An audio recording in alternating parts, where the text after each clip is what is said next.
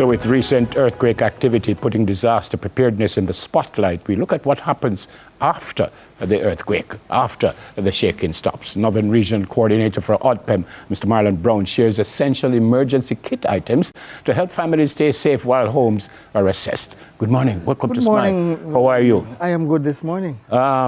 So let's just quickly say what you have here, and then we can talk about why we need like a rope. Why I need a rope.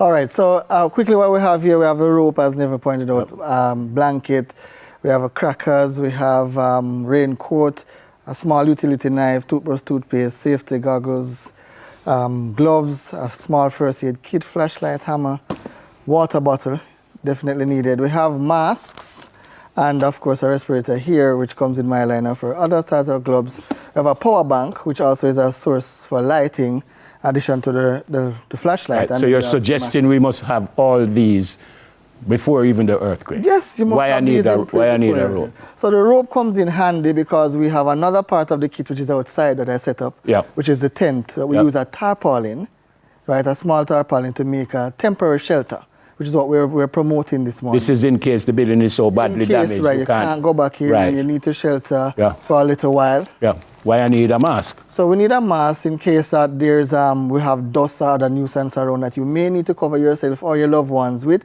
just in case you're not sure what is going on. So you always want to protect the breathing of yourself and your loved ones. What's this fellow here? All right, so this is a respirator. So it goes a little bit further than a mask, where it can filter a lot more of your impurities that is in the air. So in my line of work, this is part of my emergency kit because it's something I may go somewhere and need to put on a respirator because it helps the breathing better because the air quality is so bad. Yeah, we've spoken about earthquakes so often, and sometimes I hear if you're outside, don't go inside, and if you're inside, don't run, go outside.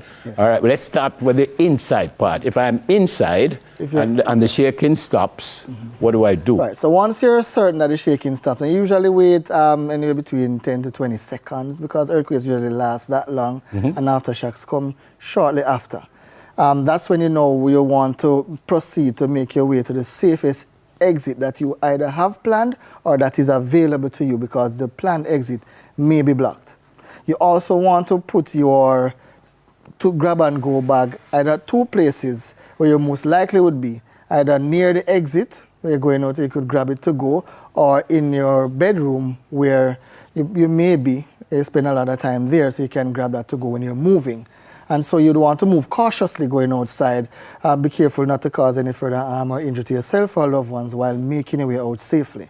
Once you make it through the door or through the opening that's available, then you want to move away from the building and any other structures that may fall over. So you want to be in the open. So, okay, good word you use, may fall over. How do I know it is okay for me to go back inside now? Earthquake stop, I don't feel no aftershock, I did go outside, I look at my building, I don't see anything looking like it ought to fall down. How do I know it's time I can go back inside? So, two things. So either wait on somebody who knows, like a structural engineer, to come and inspect if you suspect something. Personally, we should all learn how to inspect our homes before an incident so that you know what is there prior to.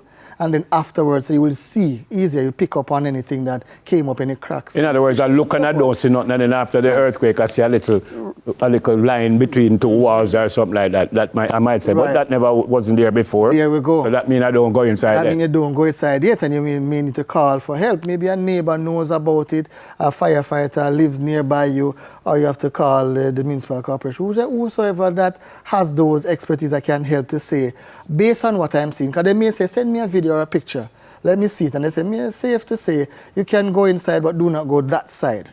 All right, but you want to make sure that it is checked thoroughly. Some people, especially the folks in the rural areas, they would have a whole lot of trees and stuff in the yard. So I go outside, where I go? Because tree no can fall over. So that's why you have to have a pre-planned place to go. So you can just go outside, even if the opening that you have leads you to where the trees are. You have to remember where's that open space, that safe area that you have identified already. That's where you need to make your way to. So you're in the open because, again, a tree may not fall over the same time and there's a second shake, or a limb may have broken and you're just waiting on the wind to blow and that fall. How bad would it be for me to decide, you know, say if I go set up a tarpaulin outside, outside, how bad would that? All right. So the situation depends on, at the time, what you're assessing on the ground. If you are unable to proceed out of your home at immediate time to seek help, but you need to shelter some members of your family. That's what you set up outside for us. Right, so that was set up using the tarpaulin on the outside. Then you will do that. You may have items that you need to also secure. You want to put them under something that if the rain falls, they are still covered, and if anything is happening, people can take a quick shelter. It's temporary. Yeah. It's not meant to be there for any long period of time, just to provide a quick, safe space while you go ahead and assess and seek further assistance. You mentioned aftershocks. Is it a must that after every earthquake you're going to get some more shaking afterwards? And an aftershock is a lighter one, because I heard about an aftershock with an earthquake the other day, and I said that could never be an aftershock because it was like 5 point something or something like that. Never, you see, when it comes to earthquakes, you never know. Yeah. So aftershocks generally tend to be of a smaller nature, generally. However, we have seen where aftershocks are greater or near the same magnitude as the initial quake. And so after everything is done, they may reclassify to say the aftershock was indeed, the first shake you get was indeed a foreshock. Yeah. And the aftershock now becomes the main quake. Yeah. What else I need? Because the rope alone can't set up a tarpaulin. What else we need rope, we need sticks. Sticks you can cut from a tree, or you can have like broomsticks and we that you should have use. all of this before. Broomstick in your house that you normally can use, and anything to Hear the plan now.